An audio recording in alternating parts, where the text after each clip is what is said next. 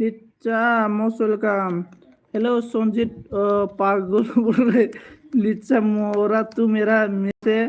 together LBD time मोरा गंदू like कर दो लिचा इने मैला मैला पहला लाइक डान थैंक यू सो मच थांदां लाइक लो दो थांदो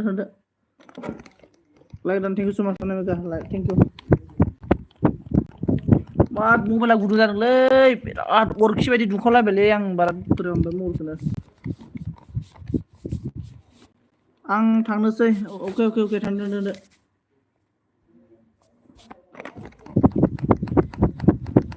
मबाइलखौ थान्दा खालामला र' एभरिवान गाइस कोन कमेन्ट कीजिए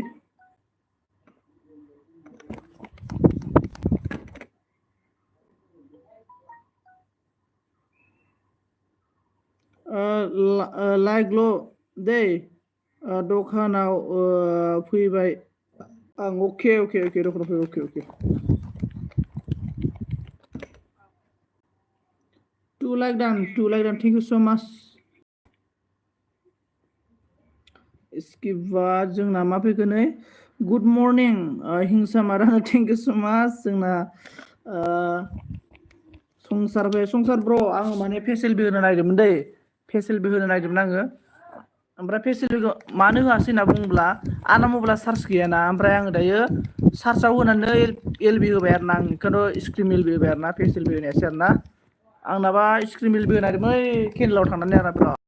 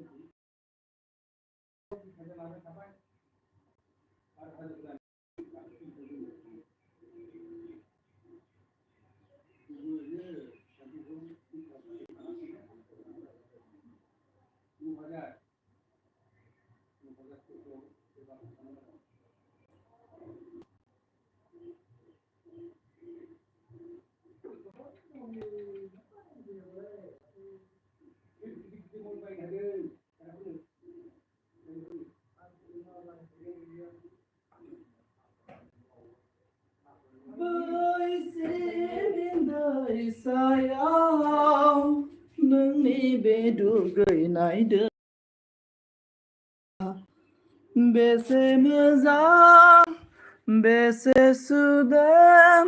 देग्लायनि बैसागा फेस एलबि होआ दानो फेस एलबि होनो नागिरदोंमोनलै माबा सोरां फेस एलबि होनोनो आं बिराद रेडि खालामदोंमोन कारेन्टआनो दासो फैनो हाबायना ओमफ्राय मबाइला चार्जआनो गैया दासो 40% चार्ज ओंखायनो आङो फेस एलबि होआसै दा बै केनेलाव आं जिरायग्रा दंखायोमोन केनेलाव थांनानै एलबि नायदोंमोन आं फेस एलबि गारिनि दावराव थार जेबो खोनाया अके एबि इसके बाद आइला उइला अन थैंक यू सो मच एमा अन थैंक यू लाइक डान थैंक यू एमा बहा दंब्रा दङ नै नुजाफैयो नोङो सिमिन्दै सायाव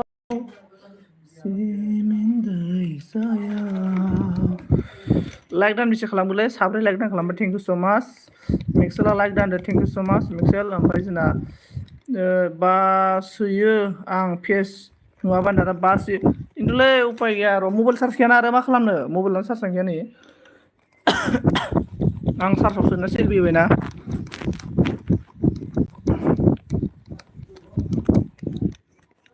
र' होगोन आं होगोन जास्ट 10 मिनिटल' मिथिबायना सोरां 10 मिनिटनि उनाव फेस एलबि होफिनगोन आङो र' मबाइल चार्ज एसे जाना 51 चार्ज जाबाय र' आंना चार्जआ बिराद स्पिड खारखायो र' थैज' कन्ट्रल ओमफ्राय जोंना मिक्सेला लाइक डान ओमफ्राय बास्रायो माजों सोलानाय आंना सोलानाया माबासोमोन मैथा गोखैजों नाजों ओमफ्राय माबा मा होनना बुंगोन एम्बु बंला भाजा औ of control out of control आयु आउट अफ कन्ट्रल होमबाथ' गलालाजोबनायसो होमबा दा नुजाफैयो नोङो सिमिन्थै सायाव सोरां नामा दाना ओं सोरां सना नोंखौ साजायगोन नोंनि रेगे रेगां फास्राया फागुन फागुन फागुनखौ साजायगोन सोमलि बिबारा संसारसो होनदा ओंलै संसारखौनो सोरां होफ्लांबाय थायो आङो बोरैबा बोरैबा थांफ्लाङोलै स्पिडआवनो बा गोथावमोन माथो बालनिनो एमावब्र' एकदमबारे जोदाव उदैखौ थुमखादों आं दिनैबा हले लोंस्रोलायनानै आरोना दिल तो पागल है सारी सारी रात तू जगता है कमेन्ट कीजिए एवरीवन आं माने मबाइला गरमखायनो होनाय जासै नै एवरीवन गाइस कमेन्ट खालामना लागायना होदो दे ब्रमोन लागावना हो आम्बागाव बङाइगाव सोर सोर दङ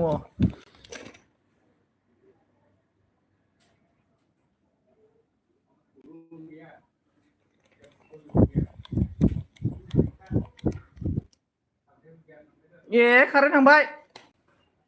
थांलायबायलै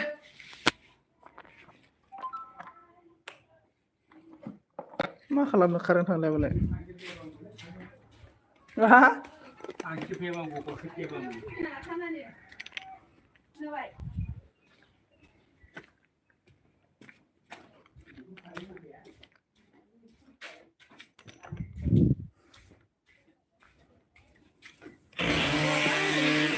बब्रा मेगन होसाथारनाङाब्रा आंनो कारेन्ट नांगौना ओमफ्राय आरो कारेन्ट नांगौना ओमफ्राय नोंनोसो नाङाना ओंखायनोथ' आयु थामनेलाव देखायनाया जानोसो लुबैबाय जोंहानि एकदमबारे एग्रे बेग्रे दं आरोना जोंनाव थायनाया माने जोंहाना 12 मासलै माने दंफांखौ आङो खासि खालामनाय ना दंफाङा 12 मास थायो आरोना माने दाबायदि सिजोनाव बांसिन थायो आरोना नोंसोरा मा होनना बुङो बे फिथाइखौ सिजोन जोबखांनानै नेक्स्टआव माने एसे थायो आरोना ओमफ्राय लाइक दानजाना अके कारेन्टआ फाल्थु जोंनिथिंबो होनदों मा जानोथाय अखा हानो नागिरदों नै हाजोआव अखा हादों आरोना ओंखायनो बिदि जादों खोमा गामि एरियानो जाहैबाय कमेन्ट एम्बु बंला एम्बु सिथ्र' नोंसोर माबाया मा होनो बिबारिया नोङो राजस्थानाव थांलाय राजस्थानाव दै मोनलोङा एम्बु सिथ्र' गोदो हाफ्रुसिगोन गोदौसिगोन एम्बु सिथ्र' सिंनि दैखौ ओमफ्राय मेक्सेला मा होनखो बिबारिया माखौबा जानो लुबैदों दां सनजितनिखौ होनदोंलै जानो लुगैदों दां जाफैबाबो जायोलै ने लुगैदों ओमफ्राय सोना दोन लासिगोन आं दारना मेक्सेल बिखौनो जानो गोसो आं बेलेग नङा आरोना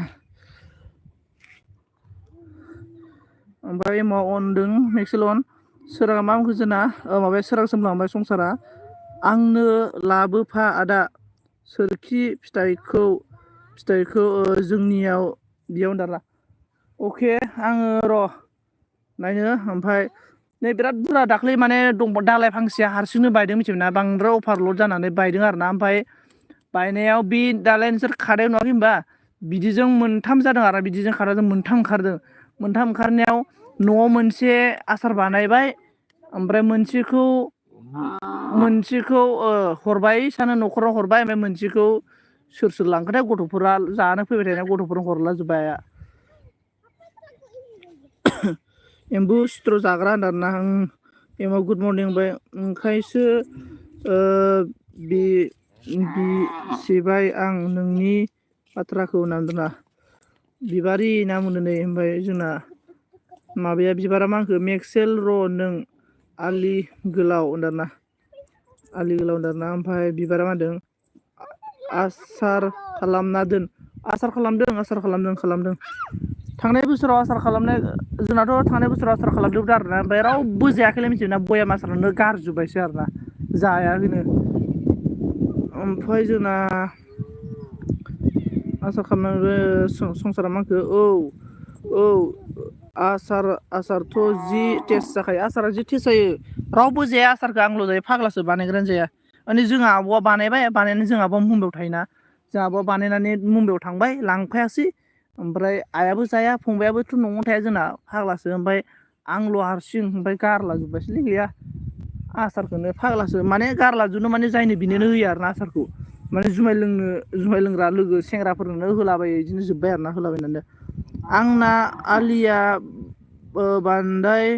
बाय बिबारि मिथिखागौ माथो होनदों मेक्सेलना आलिया माने बारा एसेबां गोरा आलि नङासैना बियो माने दैजोंनो बुखार जालाबाय थायो मेक्सेलनि आलिया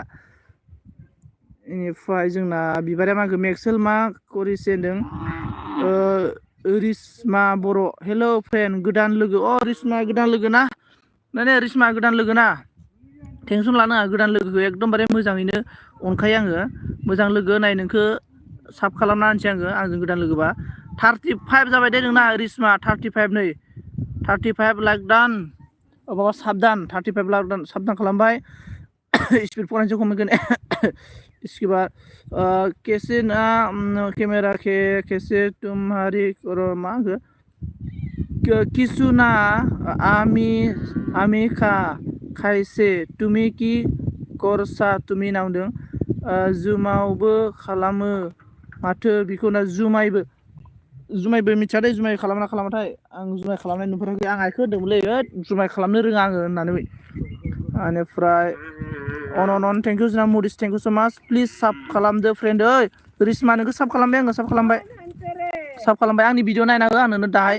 नोंनि भिडिअखौबो नायना होगोन आरोना आङो मेक्सेल बहा आसो गांदों नामदों ओमफ्राय आब' बिबारि नामदों मडिस मस्ट वेलकाम गासैखौबो एभ्रिवान गाइस मस्ट वेलकाम मडिस आगै मा खालामदों दां संसारा मा बुंखो आयौ आंनोबाबो लादा जि टेस्टि बानायना दोनखायो आं दाना अके बयस लाइक दान थेंक इउ सो माच गुमै थेंक इउ मस्ट वेलकाम गुमै ओमफ्राय सापानि केलानि नाय बिबारि होननानै सापानि खालाखि नाय बिबारिनो सा आरो पानि नामा पानिखौलाय सोर ओमफ्राय दं ओरैनो बिबारि आब'के सनजित नोंहाबो आलिया बारहाय रायनायसोनो माबा बिबारि नोंनाथ' खैबारबा आलिया नोंना खदाल जावनो रोङाना बिबारि आखाइजों बुरनानैसो थेयोना बेखायनो बिबारिनि आलिया बुर बायलांबाय थायो समनो मालायसो नुयो गेब्लानो थेंक इउ स' माच गुमै लाइक होनायनि थाखाय लाइक दान थेंक इउ स' माच गुमै सोरां आंजों लोगो जाहर दाना जाय गोदान मडिसजों लोगो जाना हो मडिसजों बयस होनना बुंदों नै दिगुर दाना दिगुर बयस मा खबर होनदों अके फ्रेन्ड होनदों जोंना रिसमाया अके लाइक दान थेंक इउ स' माच मडिस एमाव अन बिबारि बाजै दे सापर्ट खालामदोंनो बिबारि सापर्ट खालामनांगौनो मेक्सेला मा बुंखो गैला नांथाबाय होनदों मानो नांथालायखोब्रा घन्टासोलै खारेङा नेटआबो एफा बुरजानि नेट फिक्सोदां दासो लोगो जा गोदानफोर रिटार्न खालामगोन बिबारिजों लोगो जा सासे दङ बेनिफ्राय मेक्सेला नांथाबाय नामा बेनिफ्राय माबोरै नांथाखो बेनिफ्राय फिग्रा मालदार मेक्सेल नाना अन थेंक इउ सो माच ओमफ्राय रिसमाया मा बुंखो जोंना रिसमा आगै दे थाब लोगो जानो रिसमा थाब लोगो जानो नै माबा बिबारिया हेलौ होनदों बुरिबाय होनदों बयसआ ओमफ्राय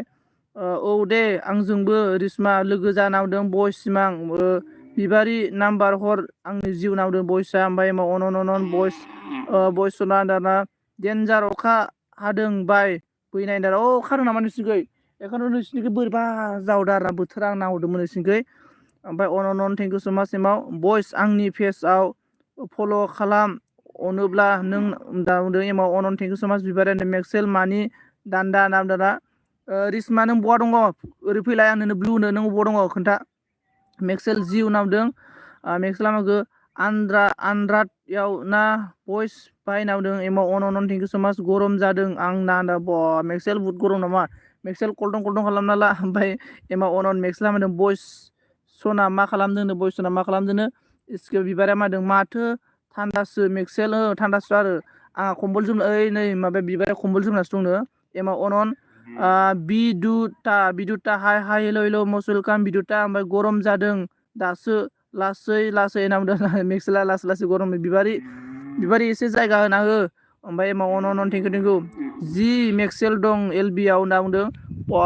बायसे बार खोलो बारखौ मबाइलानो गुसु जालायबाय मेक्सेला मागो गुड क्वालिटि लं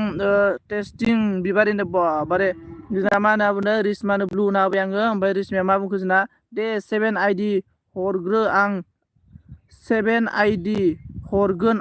आंखौबो सापर्ट खालामदोनो दे रिसमा आंनो 7 आइडि हरना होलाय आंबो नोंनो आइडि हरगोन दे नोंनोबो आइडि हरगोन आङो मुदिसा मागो सनजित ब्र नों बेसेबां बोराय जाखो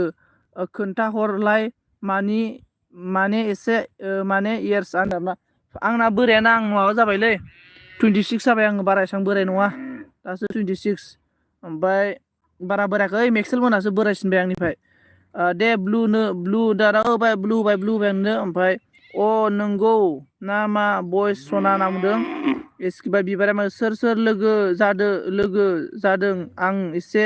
लेटआव रिटार्न हरगोन बिबारा एसे लेटआव हरगोन सोर लोगो दङ लोगो जादो दे ओमफ्राय माबा अन दारना ओमफ्राय मेक्सेला ब्लु होदो दाउला नामदारना दे आं नोंनो ब्लु होना होबाय दे ब्लु होना होबाय बयस एमाव मिनिबाय आरोना आं लेब जोमदोंसो ना सिमा लेब जोमदोंनो ओमफ्राय माबा मादों जा गरम जादों नबो गरम हेकार होनदों गिभ मि ब्लु अके हेकार गिभ मि ब्लु ओके हेकार आपको ब्लू दे दिया है मैं एमा अन हेकार गिव मी ओके संगीता ने बोला हेलो हेकार ने गिव ब्लू ओके दे दिया है नेट पेक सोना हर दाउला हिन्जाव अखानाय गोरलै सन्जिब गाइखेर जाग्रा ना मेक्सेल आं गांसो गोरलै जाया आं गांसो गोराखौ जायो मेक्सेलासो गांसो गोरलै जायो सोराङा मिनिबाय आरोना माबा संसारा मिनिबाय जोंना संसार नोंबो लोगो जानोबा लोगो जादे आं नोंनोबो ब्लु होना होदों नोंसोरजों लोगो जा ओमफ्राय सोरखौ लोगो जानो बुं ओमफ्राय संगितानो लाइक दा 9 थेंक इउ सो माच संजिता लाइक द निग्लि ओमफ्राय अन हेकारानो इउ आर इंक्लुडिं मी अके अन थेंक इउ सो माच सोराङा संसारा मा होनना बुंखो मौला संसारा मा होनना बुंखो जोंना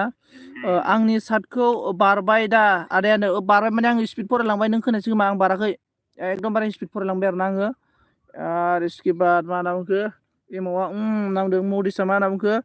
लादो होनबा 26 बा लानो हाबाय ब्रा बोरै जासे थानाङानो मदिस गैयालै रावखौ मोनाखैना आरो बोरै सोरखौ लाबावनो मेक्सेला आंखौ गैला गल जाबाय आंना होनदोंना मेक्सेल बोरै जाखो बेनिफ्राय मेक्सेला एथ' माहाजोन नों सोना लानो हाया जाहैबाय बेनिफ्राय जोंना क्विट गर्ल्स ने बोला है प्लिज ब्लू मी ओके आपको मैं ब्लू दे रहा हूँ आर्मी बॉयज सोर थायोला नल्स नामाथाय ब्लू दे दिया आपको इसके बाद एमाउ ने ऑन thank you so much Pankaj ने ऑन thank you most welcome everyone guys most welcome एमाउ ऑन thank you so much Pankaj ने बोला कैसे ब्रो मैं ठीक हूँ और आप बताओ कैसे पंकज मेक्सेल ने बोला मेगना थिग नङा संसार सिख्लाफोरनि कमेन्टखौल' फरायो बियो दाउलायानो मेक्सेल गुमै बिदि नङाब्रा फरायोथ' आं सेंग्राफोरनिखौबो पंकज लाइक दान थेंक इउ सो माच पंकज एमा अन थेंक इउ सो माच रिसमा बर' मा होनदों बाजै बिबारि लोगो जाबाय दे नोंबो खालामदोनो बिबारि बाजैया एसे लेटै रिप्लाइ खालामगोनो दानि बुंदों एमा अन थेंक इउ सो माच पंकजने बोला राधे मेक्सेला मा होनदों बिबारि खारबाय ना मा होनो बिबारिया खारखायोलै आंनाव थाया आंबो बिबाराव खारगोन र' दा ओमफ्राय पंकजा होनदों राधे एमा अन रिसमा दे आंजोंबो लोगो जानो रिसमा नै जोंना मेक्सेलजोंबो लोगो जादों पंकजने बोला अन थेंक इउ बोला हम लोग का क्यूट गर्ल्स ने thank you so much most welcome बेनिफ्राय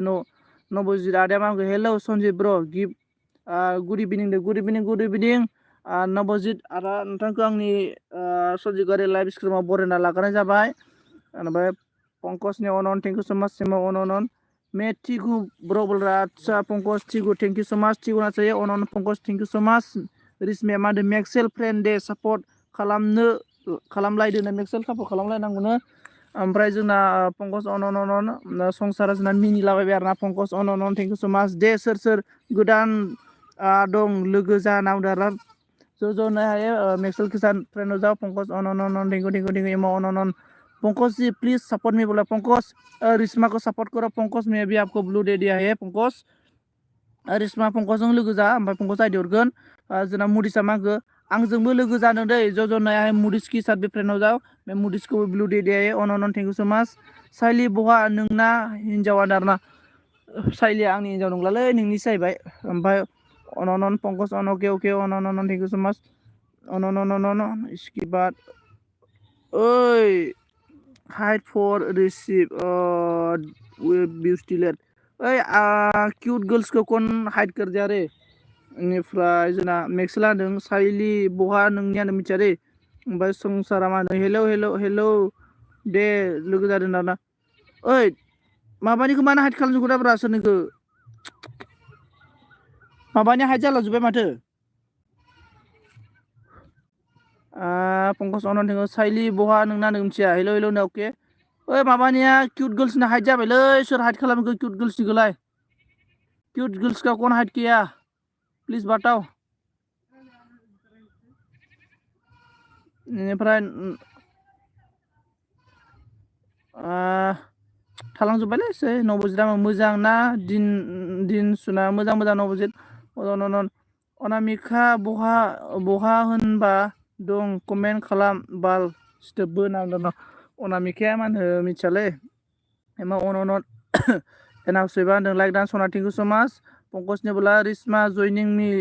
बोल रहा है अन थैंक यू सो माच एभ्रिवान नोंसोर कमेन्ट खालामथालाय हाइड सोरबा माबा ब्लु खालामनानै गाज्रि खामानियाव बाहायदों आरोना आं ब्लुखौ बोखारनो आङो माने गाज्रि खामानियाव बाहायबाय सोरबा हाइड खालामना जोब्बाय आरोना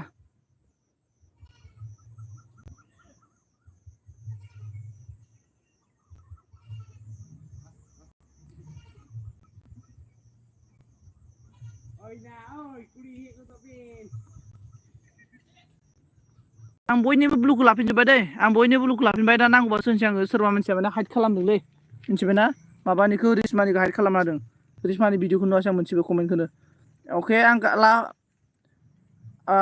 कलिजा सो मैं सभी का कमेंट को छोड़ दिया मतलब कुछ प्रॉब्लम हुआ था इसलिए मैं कमेंट छोड़ दिया रे दोस्तों कमेंट मतलब अभी नेक्स्ट से कमेंट पड़ेगा आदा माथो नुलानो कमेन्टफोरखौनो दारा सोरबा हाइड खालामदोंलै मिथिबायना ओंखायनो आं कमेन्टखौ आं माबा खालामबाय सोरबा हाइड खालामदों एनाव सोरबा होनदों लोंखांबाय आफा दारा अके रिश्मा होनदों ओके पंकज अन thank you so much everyone guys sorry मतलब आई एम सॉरी मतलब किसी ने कमेंट को हाइड कर दिया था इसलिए ऐसा उल्टा पल्टा हो गया भाई मैं ऐसा उल्टा पल्टा हो गया मिथिया माबोरै जाखो उल्टा पल्टा ओके रुको 1 मिनट उल्टा पल्टा हो गया सभी का कमेन्टआनो उल्टा पल्टा जाजोब्बाय दे लोगोफोर कमेन्ट उल्टा पल्टा जादों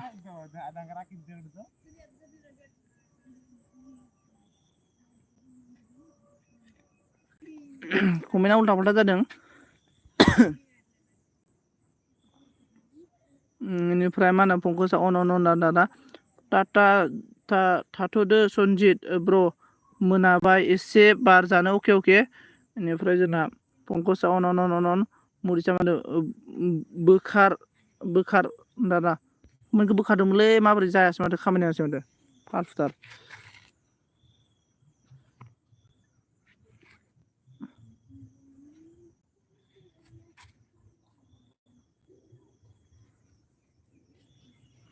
मा थाम्फै अरलाजोबखोब्रा कमेन्टखौ बोखारबायमोनलै आङो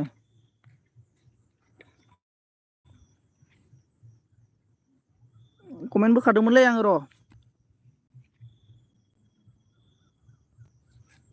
ओमफ्राय जोंना अनन थेंक इउ सो माच टि आफा मुडिस नामदों अके आं एनाव सोरबा होनदों ब्लु होनो गिबाय सोजों सन्जिता ब्लु सोजां माने हाइड खालामदोलै नै सासे मानसिया हाइड खालामनाया गोदानमोन मा नाममोन दायो किउटखौ हाइड खालामना होबायना सोरबा बुहुत किउटनि कमेन्टखौनो मोनसिबो नुलाना आं रागा जोंनानै हाइड कमेन्ट होफ्लांबादो गोल्टी जायो आरोना ओमफ्राय लाइक डान मरा सनजि थेंक इउ सो माच साइली ओमफ्राय पंकजनि अनन थेंक इउ सो माच एमा अनन माने मैं किसी को मतलब ब्लू दिया था ना मतलब मेरा सभी लोग हाइड कर दिया इसलिए मैंने वापस ले लिया ओमफ्राय एन हाउस आइ नों मानो दाबो आंखौ बिजामादै खालामाखैनो बिजामादै मानो खालामाखैनो ओमफ्राय जोंना रिसमिया मा होनो सनजित फ्रेन्ड आइडि दङबा हरदो आंबो होनना बुंगोन रिसमा नों टेनसन लानाङा आइडि दायो कारेन्ट गैयालै जोंनियाव मिथिना आंना चार्जआनो 46ल' ओमफ्राय मबाइल गंसेया सुइच दङ आइनि मबाइला आं आइनि मबाइलजोंनो आइडि हरगोन आरोना ओमफ्राय दायो हरा गाबोनसो हरगोन दै माने मबाइला सुइच अफ जाबाय आरोना माने कारेन्ट गैया आरोना कारेन्ट थाबाथ' टेनसन गैयामोन गरमथारलै ओमफ्राय जोंना हेलो नासाइली ने बोला ब्लू मत दो किसी को भी मैं भी नहीं देता हूँ हाँ सुनिए हाँ मतलब मैं भरोसा में दिया था मुझे मालूम है साइली फिर भी मैं भरोसा में दिया था रे इसके बाद मैक्सेल बोला मैक्सेल ने चला गया मैक्सेल ने मतलब हवा खाने के लिए जाएगा बोला था हवा हवा हवा अरे एमावनो मा मानसिफ्रानो मा साइसनि मानसि थायो एसे मानसि बुरजा जाबानो मेगन सायोंलै 16 जन मानसि जादोंमोन आरोना 16 जन मानसि जानायावनो हाइड खालामलाबायना होबायब्रा माबानियाथ' साफा थांबाय माबाया मा होनो किउट गर्ल्सआ सोरमोनथाय किउट गर्ल्सनि माबाखौनो नुवासै आङो कमेन्टखौनो मोनसे नुवासै हाइड जालांखो ना मा खालामखो बोरै जाखो आं हमनानै मोनला बेनिफ्राय माबा अनन्दार ना कमेन्टखौबो फरायनाय जायासै आं बारला जोबनाय जाबाय मुरिसा मा होनखो बिखुनजोआनो खारबाय थायोनो ओंलै मुरिस ब्र' आं नोंनि कमेन्टखौ कमेन्टफोरखौनो बारसुला बुरसुला खालामनाय जाबाय दै एसे गरबर जाना होनानि गेजेराव गाज्रि दामोन दै एवरीवन दोस्तों मतलब बुरा मत मानना मतलब कमेंट हाइड हुआ था इसलिए मतलब किसी का कमेंट पढ़ने के लिए नहीं मिला उल्टा पल्टा हो गया इसलिए सभी को आई एम सॉरी सोरथो खालामलायखो बिदि होनना मिथियालै सोर खालामगोथाय आंनावबो जाखांबायासै माथो बोरैबा मा होनो किउट गर्ल्सनि कमेन्टआल' थख' थख' दानजालांदों माबोरैथाय बेनिफ्राय एमाव अनन ओमफ्राय मेरी एलबी में कितना जाग्रा हुआ लोग हाइड करने के हाँ इसलिए तो पहले बुरिया फैबाय थादों ओमफ्राय अके जागोन दे फ्रेन्डआवनो अके नों रिसमा नों हरना दोनब्रा आंबो नोंनो हरगोन भिडिअ रानिं खालाम हरगोन आङो रिसमा नोंनो गाबोन फुङाव फै फुङाव भिडिअ माने कारेन्ट थायोब्ला ना गाबोन फुङाव हरगोन कारेन्ट बेलासियाव फुङाव मोननै बेलायाव हरगोन आङो रिसमा नों फैनांगोन मानसिया ओमफ्राय रिसमा नों आंनि भिडिअखौ फुरा जोबजासे नायनानै कमेन्ट खालामना हो आंबो नोंनि भिडिअखौ फुरा नायनानै कमेन्ट खालामगोन ओमफ्राय नोङो आंनो आइडि हरबाथाय कमेन्ट भिडिअ नायै नायै कमेन्ट हरदे रिसमा आंबो नोंनो भिडिअ नायै नायै कमेन्ट हरगोन जाहाथे भिडिअ नायै साब खालामना होगोन आंबो जाहाथे हाइड जायै बायदि ओमफ्राय एमाव अनन रिसमा होनदों प्लिज सापर्ट मी देखो एवरीवन गाइस रिसमा के साथ सापर्ट हो जाओ संसारा मा बुङो आदा आं रुमाव थांनोसै दाना संसार नोङो उदालगुरियाव फैनो सोलाबना सोलाबा बेनिफ्राय दुनु कलेजा मा होनखो साइली त्रिपुरानि सोरखौ नांगौ ब्र' नांदों आरोना ओमफ्राय जोंना कलेजा ब्र' आं नोंनिखौबो कमेन्टखौ फरायनाय जायासै दै हाइड जालाबायनानै बारला बुरला जादों बेनि थाखाय आइ एम सरि एभ्रिवान गाइस बेनिफ्राय जेबो नङा दे बारबाबो अके थेंक इउ सो माच बुजिनायनि थाखाय मरिस ओमफ्राय जोंना दुनु कलेजानो हाय साइली मरा पागोलनो साइली मरा गिदिर गैयाथ' एम'आ होनदों बोखारनो हायो हाइडखौ क्रमावनो हाइडखौ खमराव बोखारनो हायो हानायालाय नाथाय कमेन्टखौ साफा कमेन्टखौ दानलांजोब्बायना हाइडखौलाय बोखारनाय जेबो टेनसन नङा आं बोखारनो हागोन ओमफ्राय माबाखौ दानबायना बोरैबा जायो आरो माबाखौ दानबा बेनिफ्राय जोंना अनन थेंक इउ सो माच इसके बाद थेंक इउ एमावा अनन दारना अके अनन ओमफ्राय जोंना मा होनदों संसारा आंनाव मानसिफोरानो कमेन्टआ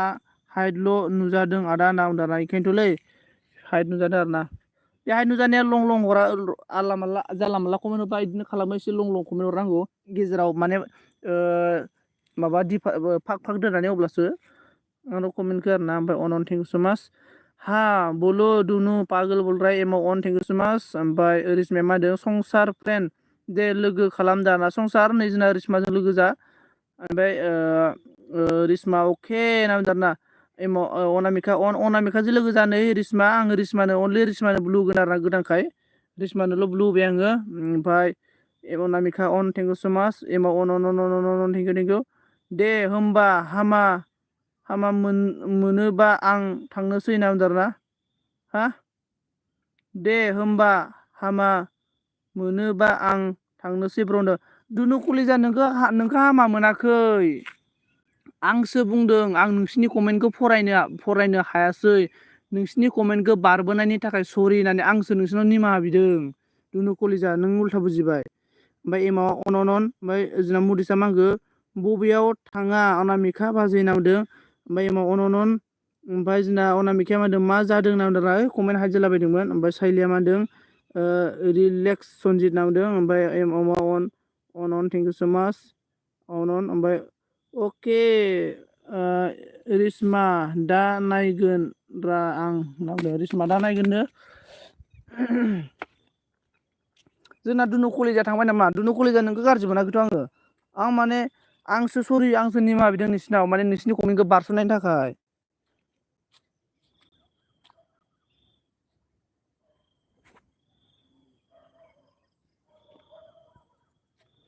साइली मरा पागल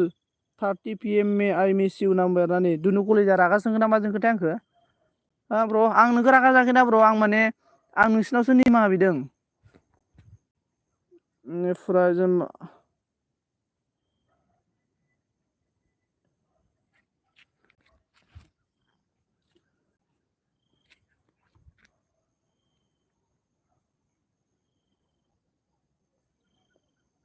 कमेन्टआनो नुजाफैयासै माथो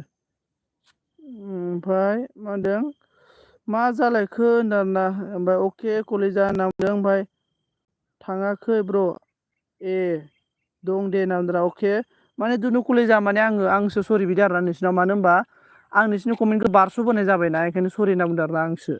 माने फुराय जेबो जायाखैलै अनामिका बाजै जेबो जायाखै आं कमेन्ट बारस'बोनायनिखायसो सरि होनना बुंदों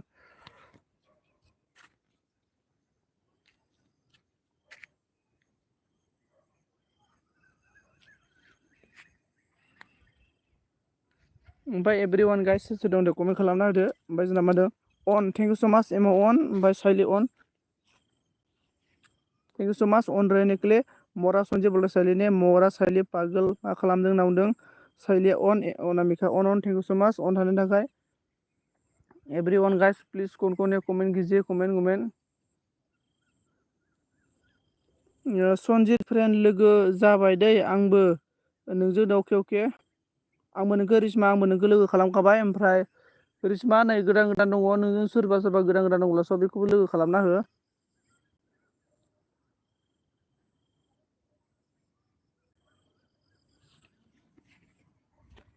एवरीवन गाइस प्लीज कौन कमेंट कीजिए मोरा संजय हाँ मोरा शैली ओमफ्राय एमो ऑन ओमफ्राय शैली अभी आवाज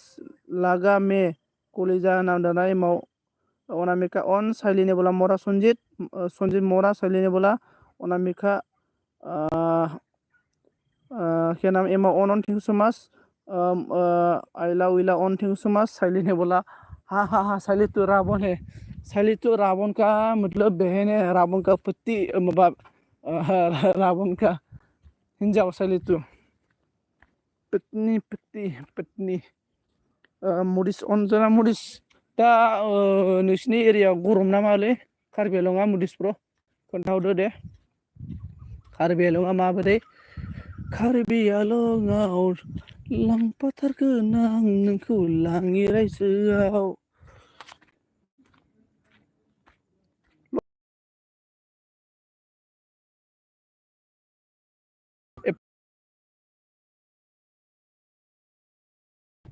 बेनिफ्राय एमा साइली साहा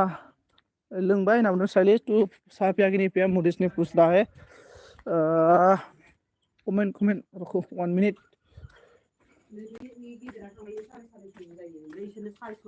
दोननालाय नोंसोर दोननालाय इसके बाद साइली ने बोला सोरनो सार सोरबा रयना गासिबो 400 गासिबो होबायब्रा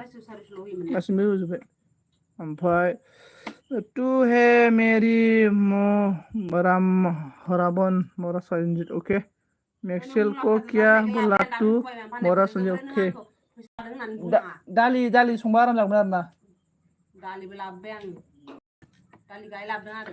र' दे संजीत फ्रेन्ड आं दा हरगोन अके अके रिसमा अके आं नानिखौ लायनो थांदोंमोन नावदों मरा सानलि पागोल उदालगुरि फै नावदों ओमफ्राय बिराद गरम जादों बे साननैसोआव गरमथारनोलै बिराद गरम बिराद गरमथार बे साननैसोआव गरमखा बेनिफ्राय जोंना एमाव अनन माथो रावबो सापर्ट होआ होनदोंलै बिदिनो मा बुंनो रिसमा एमाव अनन साइलेन्दों मे उदालगुरि हु मरा कलेज जानदों एमाव अन थेंक इउ सो माच एभ्रिवान प्लिज कमेन्ट कीजिए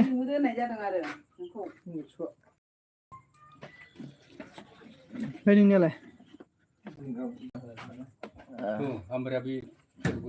सोलगोरि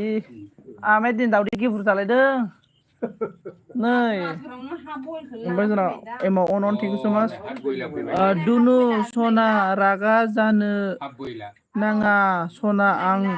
बिबोनां सना रानि अनामिकाया महाय मुरिजामाखौ रिसमा आं लोगो खालामबाय आंखौबो लोगो खालामदोनो रिसमा नोंखौ लोगो खालामबाय मुरिसा मिन्थिखौ लोगो खालामदो थिखादारफोरा दिनै लास्ट जोबनायनि पार्टि दङनो 200नि लांबाय माने लास्ट जोबनायनिनो दिनै खामानि एमाव अनन थेंक इउ सो माच अनरेनेकलि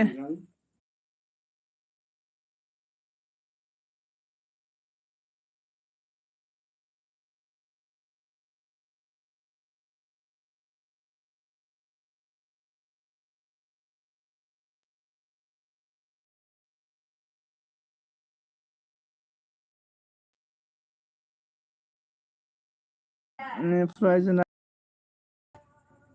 रिसमा आं खालामबाय आंजोंबो लोगो जाहरदोनो रिसमा एमा अनन साइलेबा सन्जिब मरा टाटा बाबाय अके सालि मानि पार्टि जानो नागिरखो नाजा मिथियालै मानि पार्टिथाय पार्टिनोलै खामानि जोबनायनि ओमफ्राय एमा अनन थेंक इउ सो माच खोनाहैबायथ' आरो मा रायलायनाय जादों नोंना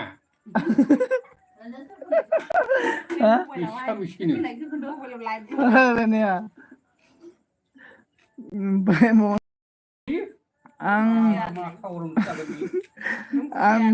आं बिबोनां सनाफोर मा खबर ओंखिफोर नाहरबाय नै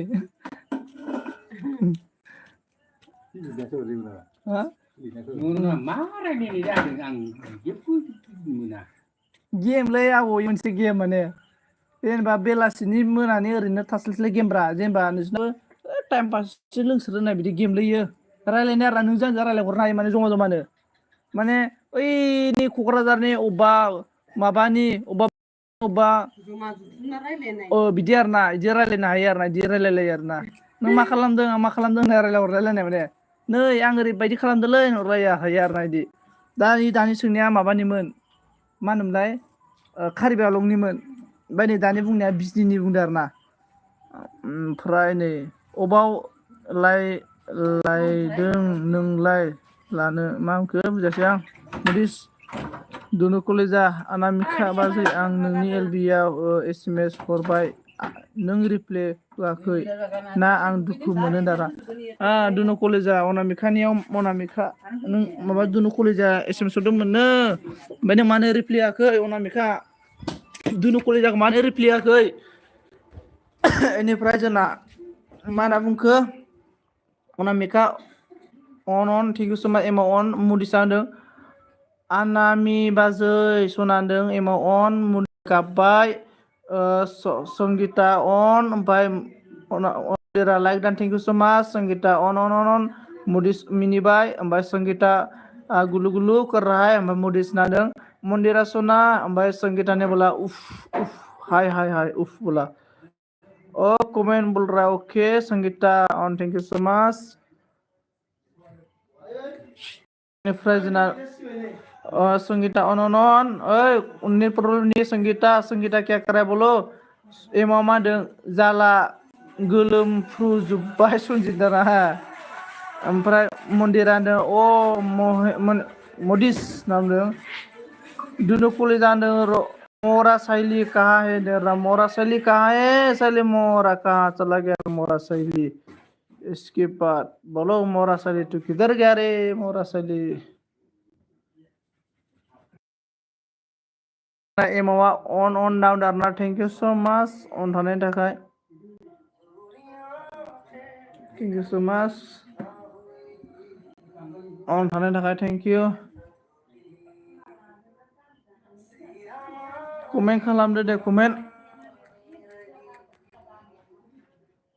आंबो दाबो गोसोथोआखै मन्दिरा लावगिना ना आंखौ दाबो गोसोथोआखै मन्दिरा लावगि नों दाबो मानो गोसोथोआखै नों मुदिसखौ इनो मुदिस कारेन्ट मन्दिरा मबाइल चार्ज गैयालै मिथिबायना नै दाबो चार्जआनो 42ल'सो दङ एमा अन थेंक इउ स' माच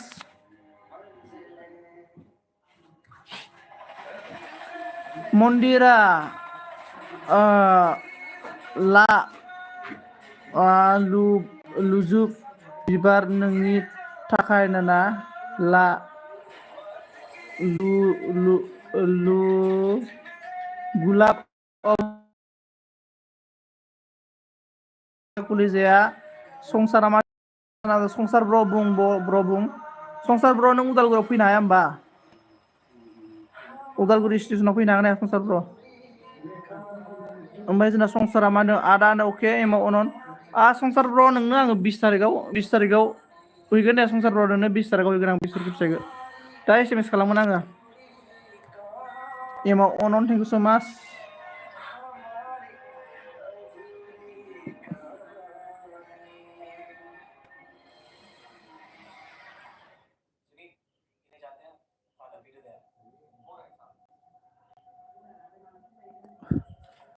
मन्दिरा खुसेंग्रा मोनाखै नामा बहा थांखो मन्दिरा खारबाय थांलाय बाला आंनि लोगोआव थाथ्रायो ओमफ्राय आं लामायावसो दं सनाफोर बेरायदों दाना मानि बेरायलाबायनाय जाखोलै बिलाय कमेन्ट खालामाखैलै आंनियावबो कमेन्ट खालामाखै बेरायबाबो नोंखौ र' अनामिका नोंखौ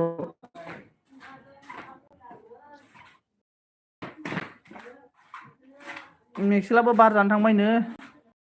मरा साइलि पागोल थांबाय नामा ब्रनो मरा साइलियाबो थांबायलै गैला सेंग्राफोरजों नामा अनामिका बाजै सेंग्राफोरजोंनो बेरायदों अनामिका बाजैया सेंग्राफोरजों बेरायदों इयो ओमफ्राय एम'आ मा बुंखो दखान अके दखान फां दे र' अके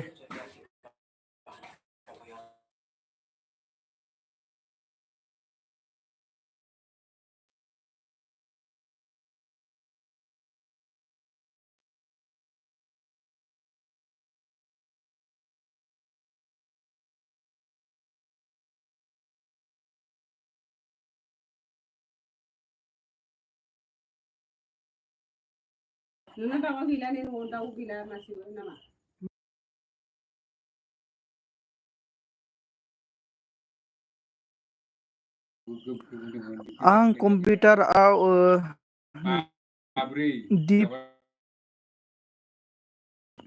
DTP टाइप खालामदों अके बेस्ट अके संसार अके माला कि आं नुवाखै बुनो दाना माला सोनांखि आं नुवाखै बुनो दाना आं एलबि दोननोसैलै रावबो गैला माथो रावबो गैला दिनै सानसे दोनदोंमोन आंनाव फैबाबो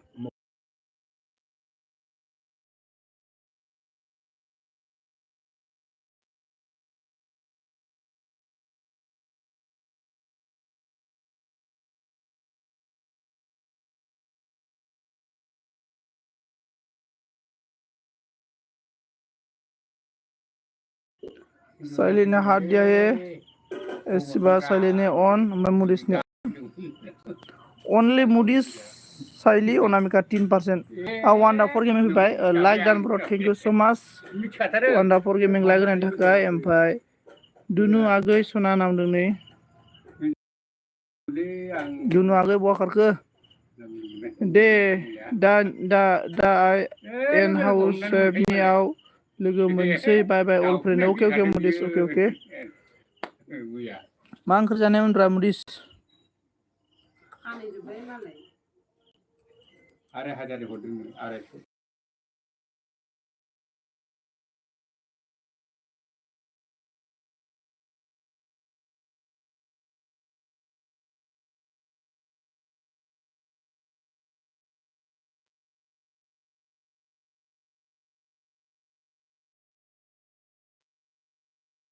Oke, Wanda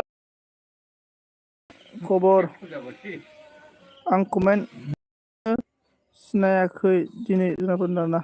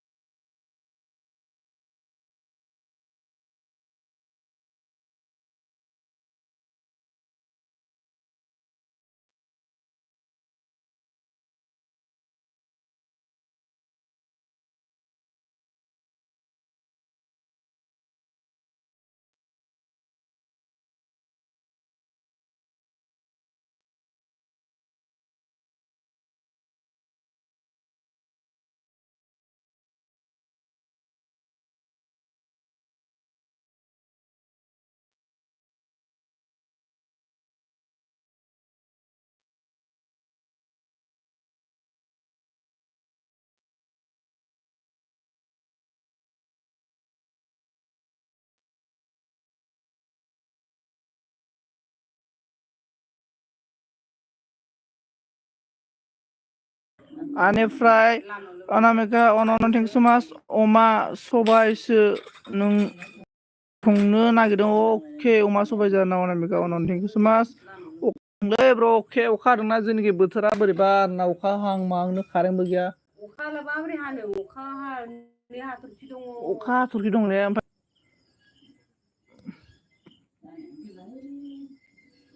लाइनसो हादों नामा ओंखायनो जोंथिं हफैदों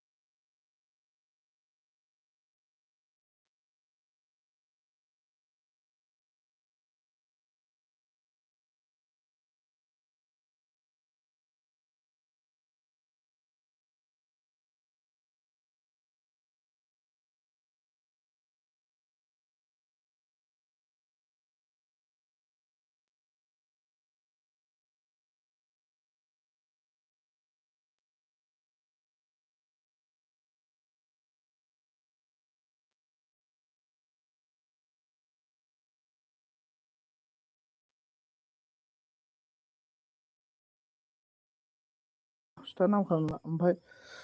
अके रहे मारा माता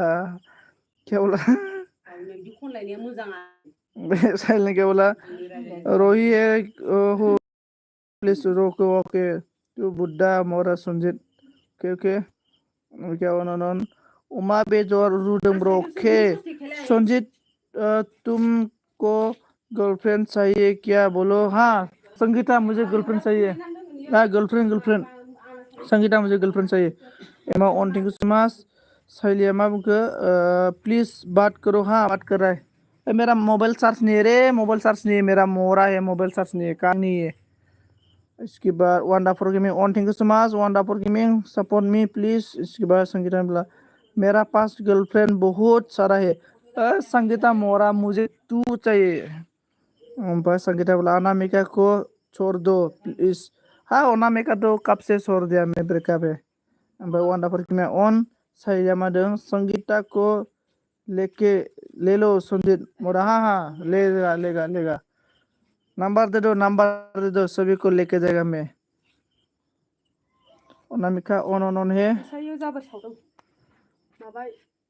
सासेया थांनाय लोगो लोगो बिसना सादर थादर सुनानै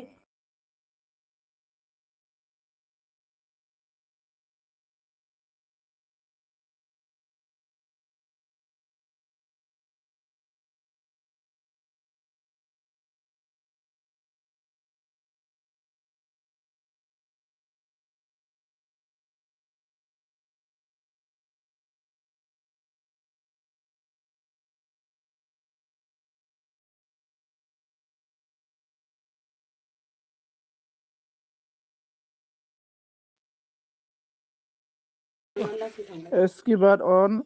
मैं तो मैक्सेल और विशाल से साथ जाएगा ओके साइले तो जाओ वांडा ऑन मा रायजाबाय थाखो ना सुनानो आं खोखि रायनो हागोन ना सोरबा आं मैसोखौ सोरबा रायनो हायो नामा मा बाजा सानावसो मोजां नांगौमोन गोथावनो थिगसे उदै गेन्द्रा जालायना जागौमोन आङो माला सोंखो दालाय आरो सानाव जानानै गाबोन मा ओंख्रि जागोननो संदो दाबो जागोन आं दा उदै बारा जाखागोन आं दिनै ओमफ्राय जोंना मा नामखौ वान्डा अन एमएस बड' हेलौ आदा hello comment everyone guys most welcome Sanjib plus Sangeeta इकुला नामिका साइली प्लस विशाल प्लस साइली 8 बान्दा 9 बान्दा कमेन्ट बान्दा 10 बान्दा कमेन्ट बान्दा 12 बान्दा dos एमा on कमेन्ट 1 2 कमेन्ट करो 1 2 3 5 6 1 2 1 2 1 2 मा खबर आदानो एमएस ब्र खबरा मोजाङानो ओमफ्राय नोंना मा खबर एमएस वान्डारफुल गेमिं अन thank you so much Anamika माने अके साइली सिस्टार साइली मराट साइली टेन्टलु ओमफ्राय कमेन्ट जि एभ्रिवान खारजोब्बायलै मानसिफोरा आं दोखो दुखु मोनबाय आं ओमफ्राय अनन थेंक इउ सो माच येस सन्जित विशाल प्लस साइली प्लस विशाल वाव हा साइली ओके बर' ब्लग लाइक दान थेंक इउ सो माच बर' ब्लग लाइक दाननि थाखाय ओमफ्राय साइली होनदों टु टेन्टलुमरा साइली मरा ओमफ्राय अनामिक बिबर अनन थेंक इउ सो माच आगै सना मोन वाइटि आगै सना लाइस हिन्दी फुल मुभि अके साइली संसारा मा होनो हेलौ आगैफोर माबोरै खबरफोरा होनना बुंदों दुनु कलेजा मरा साइली फाग्लि फैबाय ना ब्र ओं साइलिया बिराद फाग्लिलै मानसिया मिथिबायना मानसिखौ एकदमबारे सेलेन होनांगोन बेखौ ओमफ्राय बर' blog on thank you so माच एमा अन थेंक इउ सो माच बर' ब्लग अन अके नों बर' ब्लगा अके सापर्ट खालामना होदो दे एभ्रिवान गाइस दसेनो बेनिफ्राय एमएस बड'आ मा होनदों आंनो मानो ब्लेक हराखै आदा खबरा मोजां दाना बेग आंनो मानो बेग हराखै एमएस बड' नोंनो बेग नै एमएस नोंजों बेग खासोब्रानो एमएस नोंजों नै आं अलरेडि बेग खासोब्रा नोंना 79 ने एमएस नोंनो बेग हरखानायसोब्रा आं नै आंनि भिडिअखौ नायलाय होमबा आं नोंनि भिडिअखौ नायगोन नोंनि बेग हरखानायसो नै ओमफ्राय ना एमएस ब्र नोंजों आं अलरेडि साबखासो ब्र नोंनो बेग हरखानायसो नों दानि नै स्क्रिनाव नायदो आं स्क्रिनाव देखायबाय ओमफ्राय जोंना बर' ब्लगा अन एमाव अन आंनो ब्लु होदो नाव सिननो ओमफ्राय वान्डाफोर गेमिं अन दुनु कलेजा ओइ मरा साइलि बुं नामदों ओमफ्राय अनामिका वान्डाफोर गेमिं अन मन्दिरानो अन एम एस बड' अके आदा होनदों वान्डाफोर गेमिं अन मन्दिरानो मानो खारलाय फैलाय खालामबाय थाखोब्रा बिदि खारलाय फैलायबा WT मोनालै थानोबा थानो दसे आरामसे 10 मिनिट थानानै ओंखारलां आरोना थांलाय फैलायबा WT मोना एकदम लस आरोना नोंहाबो नेट पेक लस बिदि आरो आंहाथ' जेबो लस जाया आरो आंहा WT मोना आरोना ओमफ्राय नोंहाबो नेट पेकआ लस जाया आरोना थांलाय फैलाय खालामबा माने एकदम थास्रा नांगौ आरोना जायगा थासेयावनो होमबासो WT मोनो लोगोफोर थांलायबा WT मोना दै आं खोन्थाखाबाय एमाव मांखो साइलिखौ बिजि गिदिर थुनांगोन हटेलाव फेन्दायाव एकदमबारे मोसौनि बिजि थुनांगोन साइलिखौ मैसोनि बिजि साइलिखौ फेन्दायाव एकदम खाख्रबनांगोन आरोना मानसिखौ दुनु कलिजा माखौ मन्दिरा दा सिनायो ना मन्दिरा दा सिनाया ना ओमफ्राय मन्दिरा सिनायालै बिराद लेबेल थिफिरि मानसिया लेबेल जाथारबाला गोरानफोरा ना फैलै होननायसो नुबाय आं मन्दिराखौ संसारा माखौ जोंना बेस्थ'ब्लाबो अन दोनना होखायो आंना अके संसार थेंक इउ स' माच रोजा साबायखर संसार बेस्थ'आव ब्लु माबा अन दोननायनि थाखाय थेंक इउ वान्डाफोर गेमिं अन दुनु कलेज जादों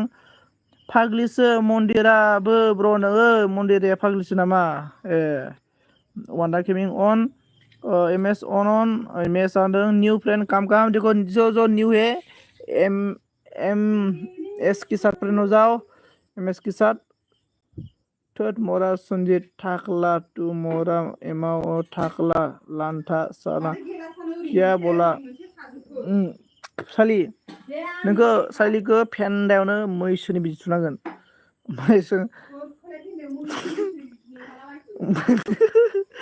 माने संसारा मा होनखो आं दोनथ'नोसै मबाइल चार्ज गैया 13ल' अके दे दोनथ'दो दे अके आंनाबो चार्ज गैया 37ल' दङ चार्जआनो एमावा अन साइलिया मा होनदों साला सन्जित लोङे दा उरला हो गया तेरा साइली मोरा तेरे को साली ना मैसो बाफेलो है ना बाफेलो का मतलब इंजेक्शन लगाई देगा तेरा फेंदा समझ में आ गया तेरे को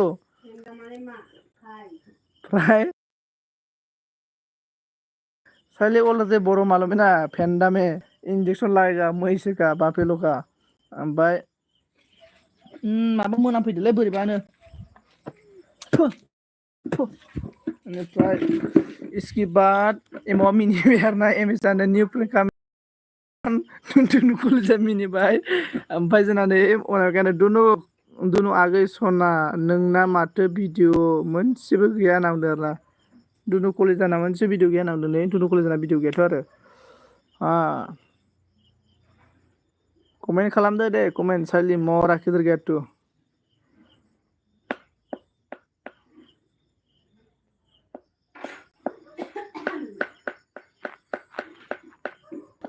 ओ हम तेरे बिना अमन ना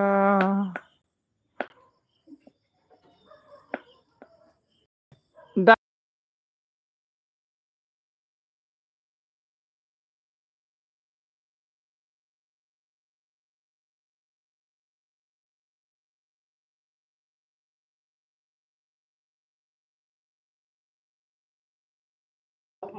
नङा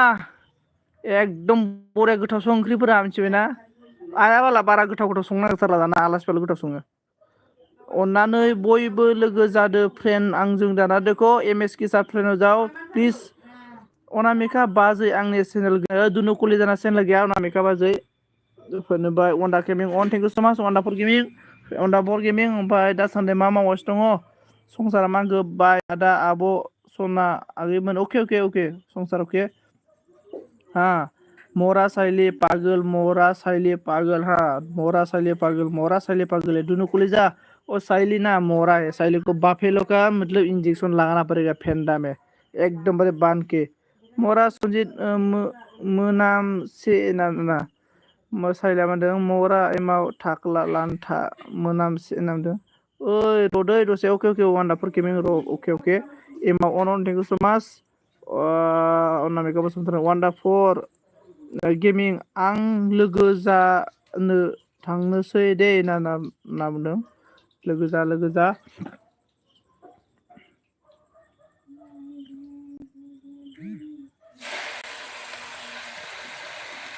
Tots मोरा एमाउंट साली तेरे को मैसे का बिजी सेलेन मैसे का इंजेक्शन लगाएगा तेरे को मैसे का एकदम बारे मतलब मैसे का इंजेक्शन लगाएगा ना साली तेरा दिमाग भी ठीक हो जाएगा इंजेक्शन फेंडा में मतलब इतना बड़ा मतलब इंजेक्शन लगाएगा तेरे को साली को तेरा मतलब मैसे का भाई hello guys everyone guys please आप लोग कमेंट कीजिए साली को मैसे का इंजेक्शन लगाना है कि नहीं जिसको लगाना है इसको है बोलो जिसको नहीं लगाना है नो नो बोलो देखो अभी कमेंट कीजिए नो नो और यस यस कमेंट बेनिफ्राय दुनु आगै आंखौ खालाम आंखौबो लोगो खालामना सनानो दुनु आगै नै अनामिकाखौ लोगो खालामनांगौनो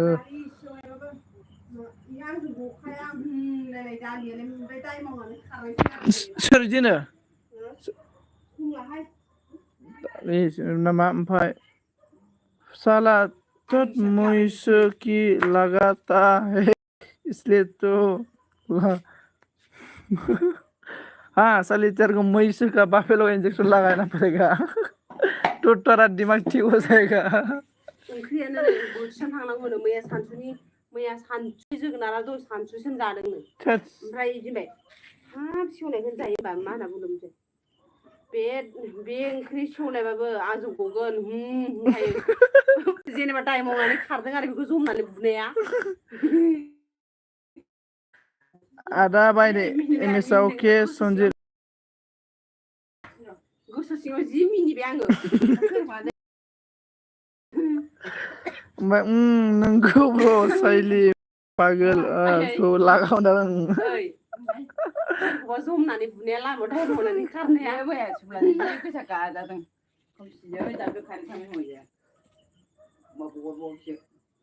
इयो सिखारदों बेयो उन्दुना दं अलाजों गाखोना कालिया ओरै मेगना नायो फुङाव सायो फुङाव सानना थायो ओरैनो अलसिया थारनि फुरा उमबारसो हाब माने जोमजालाबायना लेथ्रा बायसिमया सानेरलाबायो सोरबा सानेरसिम गाय बेनिफ्राय मेरे दिमाग ठीक मोरा तेरा दिमाग इसलिए मोरा साले ओमफ्राय सरि आगै सना दुनु आं दिनै मेगनानो सिनायाखै बेखायनो कमेन्ट फरायनो हायाखैनै अनामिका बाजैया दिनै मेगन सिनायाखैनोलै बेखायनो कमेन्ट फरायनो हायाखै दुनु कलेजा एमावा अनन ओमफ्राय जोंना ददेरे बर' फैदो आरोना good night new friend new subscription जोंदा अके आंखौबो दे आं साब खालामना भिडिअ नायना गालां आंनिखौ ददेरे आंबो नोंनिखौ बेग हरगोन दे ओमफ्राय निउ फ्रेन्ड सापर्ट मी बोल रहा है देखो ददेरे गोजा फ्रेन्ड हो जाओ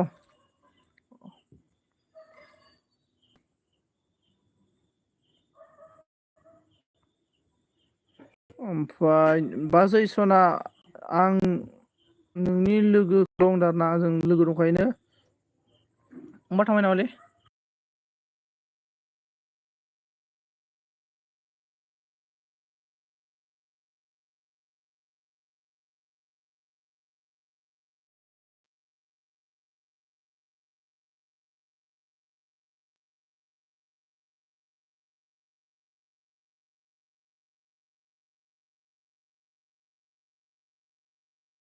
मा नाम ददेरे टेंशन लानाङा नोंखौ आं बेग हरगोन आंनि भिडिअखौल' नायनानै साब खालाम होलाय ददेरे मेरा कमेंट पढ़ता नहीं तू है मोरा ओ साले तू मतलब उल्टा सीधा कमेंट करता है तो मैं कैसे पढ़ेगा रे मेरा सामने मतलब मेरा कैसे पढ़ेगा मैं तेरा कमेंट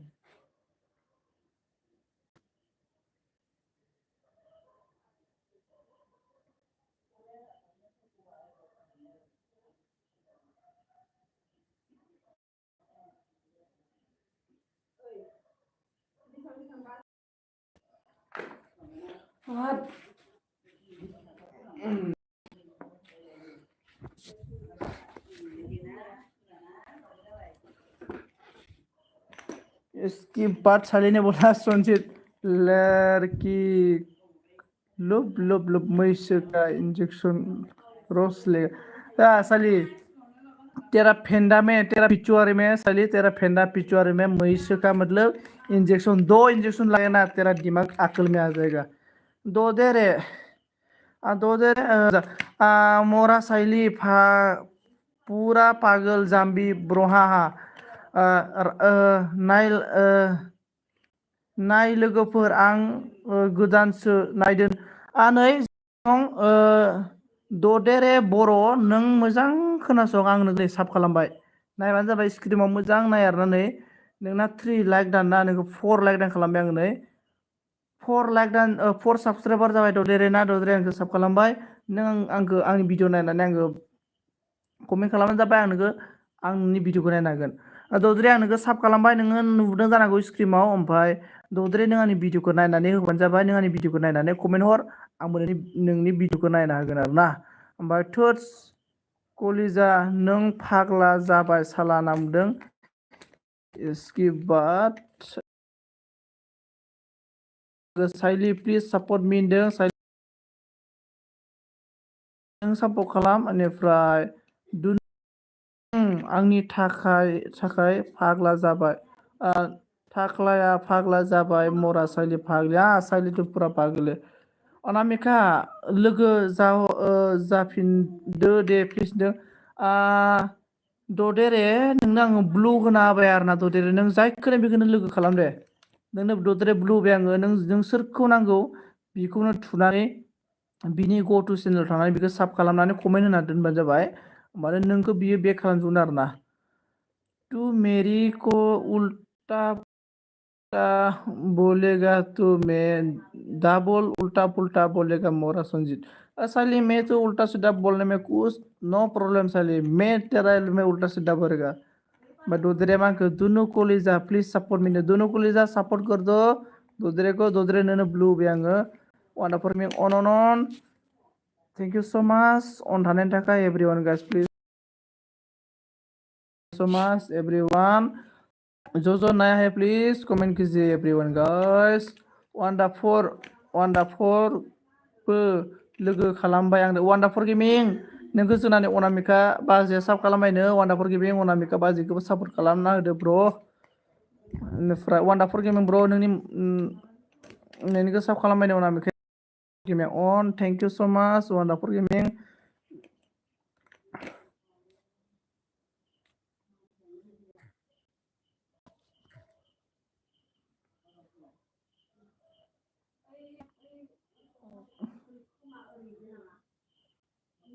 बेनिफ्राय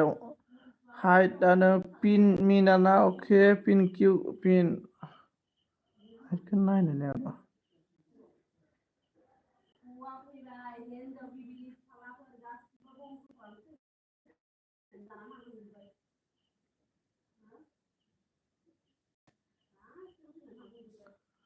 हाइट ब्रो आप मतलब क्यों मतलब हाइट ब्रो प्लीज थोड़ा सपोर्ट करो 5 मिनिट बेनिफ्राय दुनु कलेजानो ददेरे आंनि ब्लु गैयालै दाना दुनु कलेजानो ब्लु होना होनांगौ र' दुनु कलेजानो ब्लु होबाय बेनिफ्राय वान्डाफोर गेमिं रिटार्न खालामदिनदों नैजिना अनामिकाया बेनिफ्राय वान्डाफोर आंखौबो पिन खालामफिनदो लोगो दाना थैंक यू अनामिका आब' होनदों वान्डाफोर गेमिं दद्रेबो साब खालामनांगौ नै दद्रेया बुंदों ओमफ्राय साइलियानो संजित टाक्ला अके साइड बेनिफ्राय दुनु दद्रेया मा गयारि आगै दुनु नो होलायनो होबाय दुनु होबाय ब्लु होबाय आङो Why do give blue nene height बेनिफ्राय ओमफ्राय दा वान्डाफोर गेमिं अन थेंक इउ सो माच बेनिफ्राय जोंना अनामिका बाजानो ददेरे लोगो जादो नामदारना ओमफ्राय न मैं अभी मतलब जो पार्सन को लोगोफोर आं माने नै भिडिअ होनो गोसो गैया दै नैबे सासे मानसि आरोना बेनो रय दाङो माने आरोना ओमफ्राय टेक्ला हाइट आरोना बेनिफ्राय हाइट ब्रो बोलो आपको ब्लू क्यू ब्रो बेनिफ्राय साइलिया मोदों तू जोंना थेख्ला ब्र मस्ट वेलकाम दे थेख्ला ब्र मस्ट वेलकाम ओमफ्राय साइलिया मा होनदों तू मेरी को उल्टा पुल्टा बोला है ना सुनजे साइली तेरे को ना मैसो का इंजेक्शन लगाएगा फेंडा में थापली में पिछुआर में इंजेक्शन लगाएगा ना सब कुछ ठीक हो जाएगा अनामिका साबधान जाबाय प्लिज सपोर्ट मी अनामिका साब खालामनाय ददेरा नोंखौ ओमफ्राय थाख्ला योर रिमोट मी ना थाख्ला इउ रिमोट मी नामदों नै थाख्ला नेने सानि ओमफ्राय मा नाम बुंखो साइलिया मेरे दिल कभी अच्छा नहीं लगा कभी भी ना ओके साइली तेरा दिल अच्छा हो जाएगा तेरे को मैसो का इंजेक्शन लगेगा ना थापली में बाफेलो का इंजेक्शन लगेगा साली तेरा थापली में मतलब थापली का मीन्स पिछुआरी में ओमफ्राय ददेरे साब खालामबाय दै नोंखौ उनाव नै ददेरे साब खालामबाय नो कलेजाया थेख्ला आंखौबो लोगो खालामफिनदो नावनो थेख्ला नै लोगो खालामनांगौनो ददेरेखौ सनजित ब्लग सनजित ब्लग टु साइलि नामदों आरोना बेनिफ्राय साइलिया मा होनदों सिमाङा अके सिमा नायखांबाय जोंहा गुमैया वान्डाफोर होनदों अनामिका आब' आं नोंजों लोगोखासो नो अनामिका आब' नोंजों लोगोखानो वान्डार गेमा थेंक इउ दुनु होनदों हार्ट होदों ओमफ्राय माबाया ददेरेया ओमफ्राय दुनुआ मा होनदों मरा साइ फाग्लि मा गाबदों नामदों bro I will to joining everyone बोल इसके बाद ने हाइट बोलो किसको ज्वाइनिंग करना है ओमफ्राय ददेरेया मा नामदों बॉयज सिमां प्लीज सपोर्ट मी नामदों ओमफ्राय थेख्लाया मा होनदों थेख्ला ऑफिशियल इज बेड बॉय नामदों ना एसे दुनु कलेज नामदों वेलकाम ददेरे नामदों बॉयज मा मादों बिलकुल नोसो इंजेक्शन मैसो इंजेक्शन थुबाय खोथ' ना मा होनखो खोथ' ना मा बुंखो भिडिअ नायना कमेन्ट गारदो होनदों जोंना माबाया बेनिफ्राय हा कर दो संजीत मेरे को ब्लॉग ना साइली क्यों ब्लॉग करेगा मैं बेनिफ्राय साइली ऑन थैंक यू सो मच थेख्ला बोला हाइडने ओमफ्राय ददेरे ओके ज्वाइनिंग करो मैं बाद में बैक कर दूंगा रेडी ना हा ददेरे नै जोंना बयस सिमांखौ लोगो खालाम बयस सिमाङा बेग हरगोन नोंनो बेनिफ्राय इसके बाद ददेरे भिडिअ कमेन्ट हरबाय आं बेक खालामदे नामदों आरोना किसी को अभी ब्लू नहीं देगा जो पर्सन को दिया है मतलब पूरा मन मानो दोस्तों मतलब ब्लू देने ना उल्टा सीधा करता है ना इसलिए मतलब बयस सिमां लोगो जानोसै दे बयस सिमां नै लोगो जानोनो माबाया जोंना ददेरे भिडिअ कमेन्ट हरबाय आं बेक खालामदो ना ददेरे नोंनो हरबाय नो कमेन्ट दुनु कलेजाया अनामिकाया सिमां नोंखौ लेंदों ओमफ्राय हाइड होदों ऐसे में ददेरे मा बुंखो ओके दुनु थैंक यू ना बुंदों साइलिया मा होनदों कर दो मुझे ब्लॉग सुनजो बोला साइली तू क्या हो गया साइली तू जाओ मेरे से मतलब तू क्या होता है साइली तेरे को ना साइली मैसो का इंजेक्शन लगाना पड़ेगा मैसो का एकदम पिछुआरे में तो आप रोना धोना बंद हो जाएगा अनामिका तुम्हारी एट ऑलरेडी फ्रेंड हो अनामिका नोंजों अलरेडी साब दंनो जोंना माबाया सिमाङा ओमफ्राय ददेरे साबधान प्लीज रिटर्न मिसाइली रिटर्न कर दो ददेरे को इसके बाद हाय बोला I am your older subscriber बोल रहा है नहीं फिर भी मैं मतलब किसी को अभी नहीं देगा रे मेरा हाइड हो गया मतलब हाइड करता है इसलिए मैं नहीं देगा दैमुआ मा होनदों दैमुसो बे ददेरेया होनदों दैमुसो ना अके बेनिफ्राय हाय लोगोफोर नोंना अनसुलि फैदों आरोना अनसुलि मस्ट वेलकाम आंनि बिस्कुमा बरायना लाग्रोनाय जाबाय ओमफ्राय अनसुलिया मा होनदों बसुमतारी ब्लु खालामना होदो दे सनजित ब्र आंनो होदो ना अके होबाय आं दे नोंनो बेनिफ्राय इसके बाद मा साइडआ मा होनदों हाइड ने बुला तुझे ब्लॉग करने के लिए नाम डरना ओके मैं बात मतलब मैं किसी को ब्लॉग नहीं करेगा बॉयस नाम होदों अनसुलि नाम होदों दद्रेया मा होनदों हाइट साबधान प्लिज बेग रिटार्न हाइटआ बारा मोजां नालाय मानसिया आंनिखौ दानि खालामदों बायदिमोन आं बिनो ओमफ्राय कमेन्ट गैयाखै सना होनना बुंदों हाइट होनदों बेनिफ्राय दुनु कलेजा होनदों मोरा साइले पागल किया हुआ मैं हूँ ना क्यों रुआ है होनना बुंदों बयसा मा होनदों साइली साइली खि खातारे तु सनजित गाना खि खाताय ना आंखो ओमफ्राय अनसुमायानो बयस हेलौ नै अनसुलिया ओमफ्राय जोंना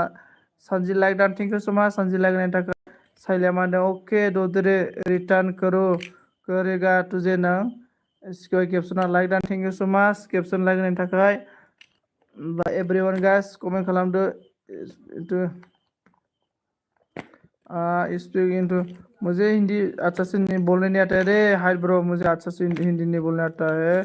ओमफ्राय जोंना अनामिकायानो ए दे आगै होनना बुंदों ओमफ्राय साइलिया मा होनदों please don't talk our garden mood हे होनना बुंदों आरोना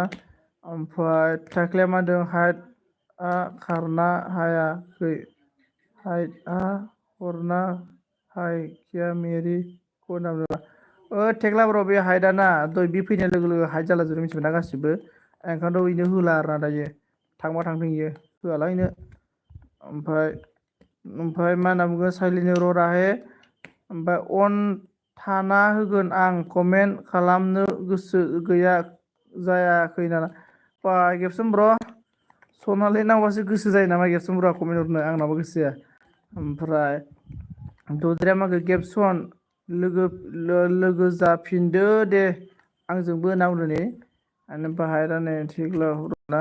अनसुलिया मोनदों साइलि हि साब मी प्लिज नों साइलि प्लिज ओमफ्राय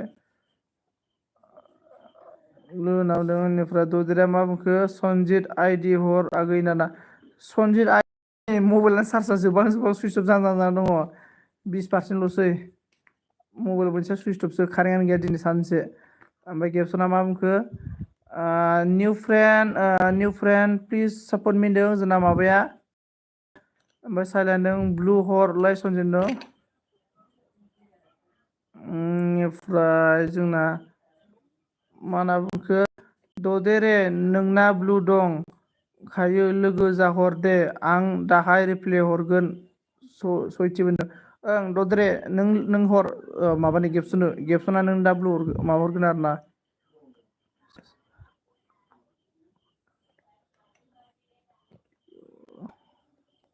बेनिफ्राय कालार होलाय ना कालार होनांगौ ना थिगला ओमफ्राय साबधान ददेरे नाम दाना साबधान ददेरे